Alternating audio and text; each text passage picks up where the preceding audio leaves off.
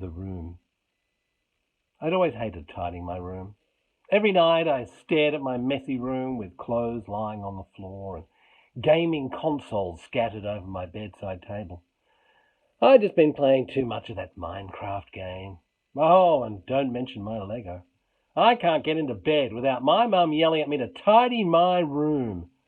I just respond with the most creative response I can. I do sleep. Tidying my room was boring, bad, boring, and games are awesome and glorious, and oh, I got distracted. But one night, it all changed. I was on my Nintendo Switch yelling, "Let's go!" every time I got a new high score when my mum told me to go to bed. After a half hour of arguing, I eventually gave up. That night, I couldn't sleep. Not because I was scared, but it was because my sister Lucy was screaming like a baby. Probably because she was a baby. Eventually my eyes felt heavy and I drifted away into my dreams. All of a sudden I was in the hallway of our house at midnight. You know how you have those really, really weird dreams? This was one of them. I opened my door. Rubbish!